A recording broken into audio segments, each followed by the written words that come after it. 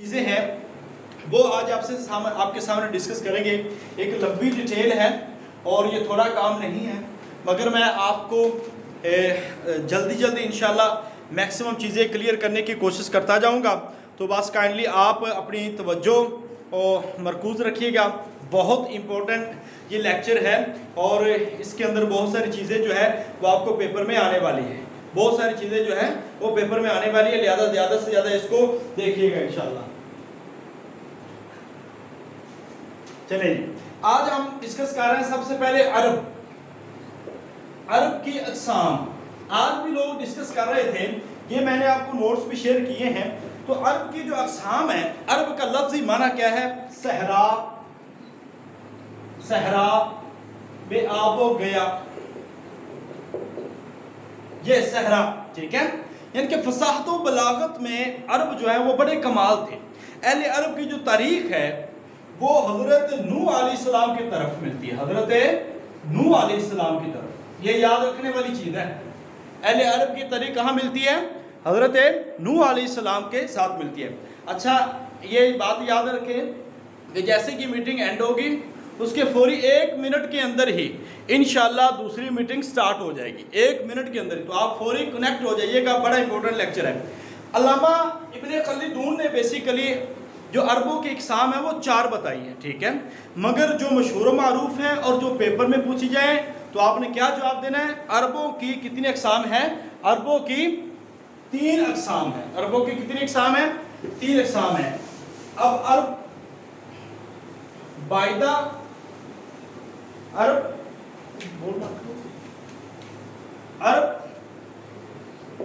बायदा एक, दूसरे नंबर पर आता है अरब मुस्तारबा, तीसरे नंबर पर आता है अरब जो है अदनान अरब, यानी कि अदनानी कह रहे हैं। असल में आरिबा, मुस्तारबा और इसके साथ साथ अदनान, ये 3 जो अरब हैं ये मशहूर मारूफ कबीले हैं, ये आपने याद रखने हैं, ठीक है।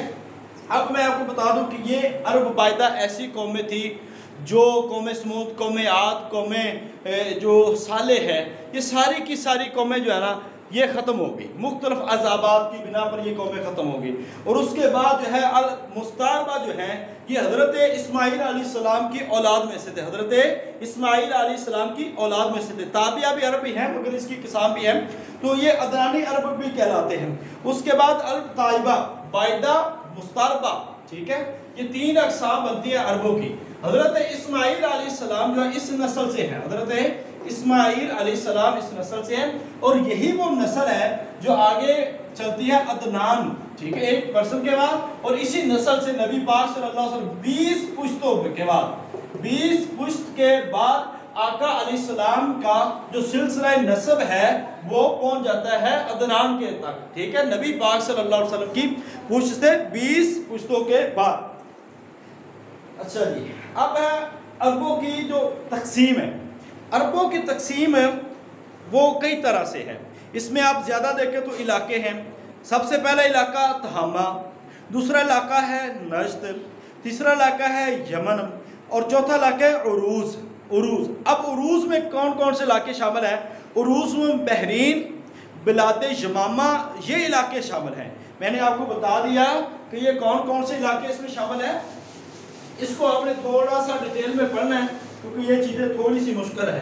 तहामा 1, दूसरे नंबर पर आता है नजद 2, तीसरे नंबर पर यमन है 3, चौथे नंबर पर उरूज़, ये इलाके हैं। अब तहामा का जो इलाका है ये हिजाज से शाम तक फैला हुआ है। हिजाज से शाम तक का इलाका ये फैला हुआ है। और नजद जो है ये कोस्तानी इलाके हैं, नजद कोस्तानी इलाके हैं और ये इराक तक है। नजद इराक तक है। ये 2 नजद हैं, तारीख में 2 नजद आते हैं। और यमन जो है, यमन आपको पता है सऊदी अरब के साथ इसकी सरहद है और ये हज़रे मौत से उमान रियासत तक फैला हुआ है। और जो उरूज़ है बहरीन और बिलाद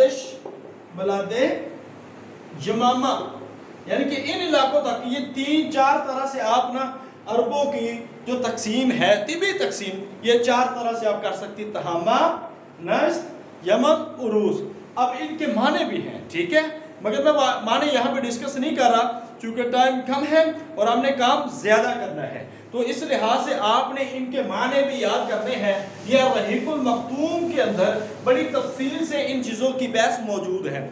मैंने आपको हिस्ट्री पे काम ज़्यादा करवाना है, हिस्ट्री पे क्योंकि पेपर बहुत ज़्यादा आना है, बनु अब्बास भी है, बनु उमैया भी है, और इसके साथ साथ बाकी जो हमारी जो खुलाफत रास्ता है वो वाली है, और नबी पाक सल्लल्लाहु अलैहि वसल्लम की हिजरत है, नबूवत है, ये सारी चीज़ें हमारी शामिल हैं। अब हम देखते हैं अरबों की मजहबी हालत, मैं तफसीलन इसको जिक्र करता जाता हूँ।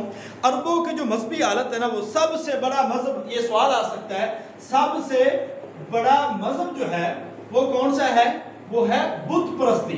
अरबों में बुत परस्ती पाई जाती थी, ये सबसे बड़ा मजहब है। 1 2 3 4 5, ये मैं मुख्तलिफ मज़ाहब लिखने जा रहा हूँ कि कौन कौन से हैं। अरबों के अंदर यहूदियत भी मौजूद थी, यहूदियत, ईसाइयत, मजूसियत, मुल्लाहिद, और इसके साथ साथ साबीन,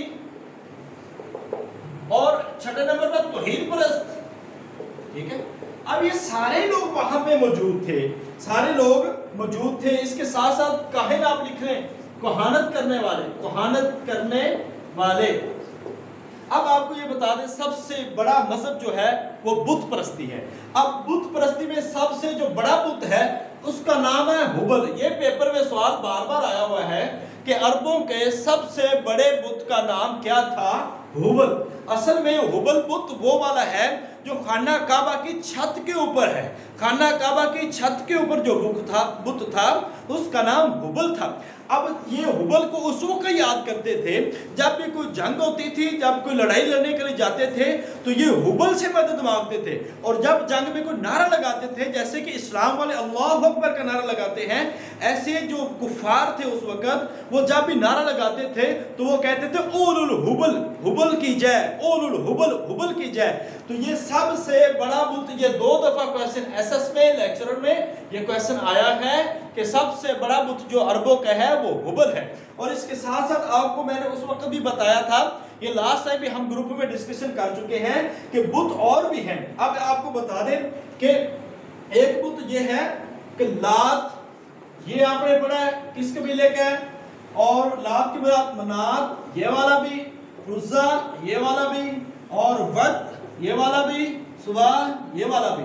अब लात जो है इसका मुकाम जो है ना ये ताइफ के अंदर है, ये ताइफ के अंदर है, मगर है बुत बनु सकीफ का, बनु सकीफ का ये बुत है। और ऐसे जो मनात है ये बुत जो है ये औस और खजरज का है, ये मदीना के अंदर मौजूद था, औस और खजरज का बुत है। अब उज़्ज़ा जो है कुरैश का जो बुत कौन सा था? वो है कुरैश और किनाना, कुरैश और किनाना कबीले थे, जो इन दोनों का जो बुत था वो उज़्ज़ा था। ये आपने याद रखना है, ये पेपर में सवाल आने वाले हैं। इसके बाद जो वद है, जो वद बुत है ये कुलैब कबीला का, कबीला कुलैब का ये बुत था, और कल्ब है ये कुलैब है, मैंने इसको कंफर्म कर लेंगे। और जो सुवा है ये बनु हुज़ैल, ये बनु हुज़ैल कबीले का बुत था। तो ये आपने बुत याद रखने हैं। जो लात वो मकामी तैफ में बनु सकीफ का, मनात मदीना औस और खजरज, उज़्ज़ा मक्का ये कुरैश और कनाना, और वक्त ये कुलैब का, और सुवा बनु हुज़ैल का। ये तफसील आपको और रहीकुल मखतूम से मिल सकती है, और इसकी आपकी बेहतरी के लिए मैंने वो तफसील आपको शेयर भी कर दी है आपके ग्रुप में। ये आप समझ गए। अब हम बुतों की बात, मज़हब की बात करते हैं, तो अरबों का जो दूसरा बड़ा मज़हब था वो आपको बता दें। अरबों का जो दूसरा बड़ा मज़हब था वो था ईसाइयत, यानी कि इस ईसाइयों की तादाद अरबों में इतनी ज़्यादा थी कि ये मक्का में भी मौजूद थे और मदीना में भी मौजूद थे, और इनके बड़े बड़े कबाइल वहाँ पे मौजूद थे। और उस वक्त ईसाइयत पे जो लोग कारबन थे वो वर्का बिन नौफल उस वक्त के बड़े बड़े आलिम थे, जो नबी हज़रत खदीजा रज़ी अल्लाह तआला अन्हा के चचादाद थे। तो हज़रत वर्का बिन नौफल जो जो इंजील के आलम थे। ठीक है, अब हम बात करते हैं यहूदियत। मदीना के अंदर जो यहूदी हैं, इन मदीना के अंदर यहूदियों का ज़्यादा कब्जा था। असल में ये मालदार थे और इन्होंने अपनी अपनी बस्तियां कायम कर ली थी और ये मुसलमानों को जो उस वक़्त के इंसार थे, औस और खजरज थे, उनको कर्जे दे दे के उनको सूद में इस तरह इन्होंने जकड़ रखा था कि वो इंतहाई बदहाल हो चुके थे मदीना वाले। तो ये इंतहाई मजबूत थे। ये कुछ मक्का में जो थे वो भी मजबूत थे, जो मदीना में थे वो भी मजबूत थे। अब इनकी जो बस्तियां हैं वो आपको पता है, बनु कुराना और हमेरा की जो बस्ती है इनके अंदर ये रहने वाले थे। ईसाइयों के जो कबीले हैं, कबीला रबिया, अदनान, ये वाले कबीले इनके थे। अब साबिईन, साबिईन कौन होते हैं? ये सितारा परस्त होते हैं। साबिईन आपसे पूछा जाए कौन होते हैं? सितारा परस्त साबिईन होते हैं। अगर मुल्हिद पूछा जाए तो मुल्हिद उसको कहते हैं, मुल्हिद जो कायनात का इनकारी, कायनात का इनकारी, और कहते हैं खुदा का भी इनकारी, खुदा का इनकारी। वो ये कहते हैं कि ये दुनिया खुद ब खुद बन गई है और खुद ब खुद ख़त्म हो जाएगी, लिहाजा ना कोई रब है ना कोई और चीज़ है, ये हम दुनिया के अंदर बस ऐसे पैदा हो गए हैं और पैदा हो के मर जाना है और ख़त्म हो जाना है और कुछ नहीं है। ऐसे लोगों को मुल्हिद कहते हैं। ये सवाल आपको बार बार आता है जी। स्टॉप जी। और हम लोग सेकंड मीटिंग लेने जा रहे हैं क्योंकि पहली मीटिंग तो हमारी कंप्लीट हो गई। सेकंड मीटिंग इंशाल्लाह ये थोड़ी सी लंबी जाएगी और आज आपने साथ नहीं छोड़ना, तो ज़्यादा से ज़्यादा चीज़ों को इंशाल्लाह ताला हम क्लियर करेंगे। मैं अभी सबको ज्वाइन कर रहा हूँ, जो लोग ज्वाइन हो रहे हैं।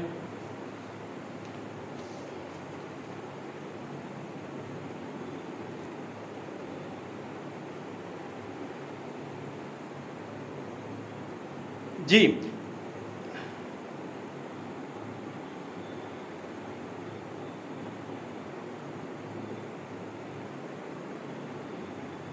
हम अपनी क्लास शुरू करते हैं जी। ये सारे ज्वाइन करने होते हैं, ये बड़ा प्रॉब्लम होता है।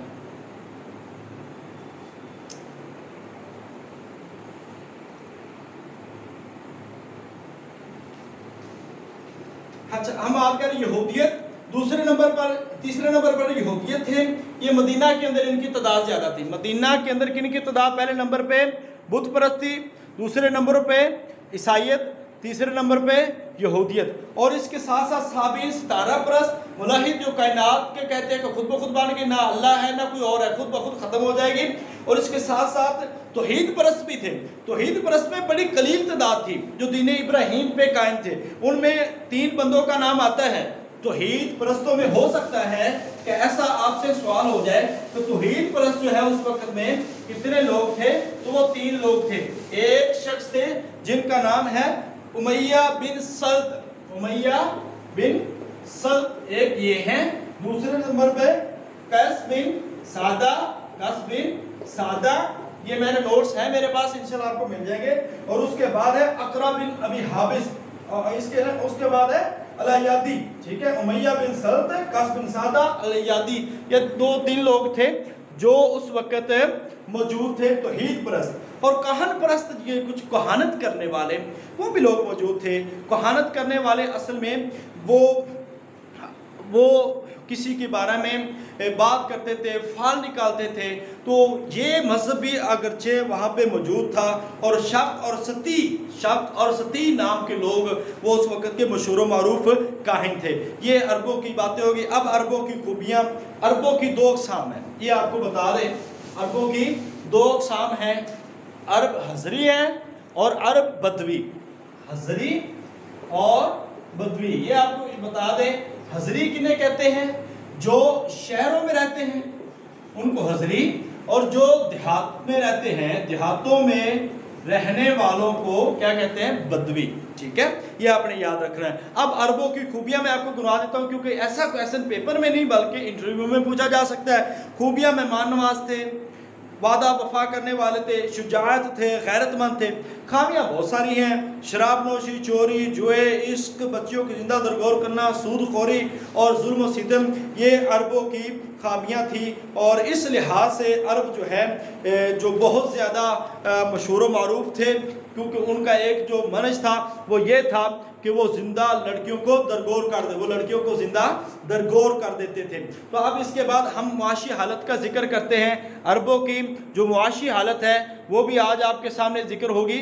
मुआशी हालत में 3 पेशे थे बड़े, मुआशी हालत में 3 पेशे थे। वो पेशे मैं आपको बता देता हूँ।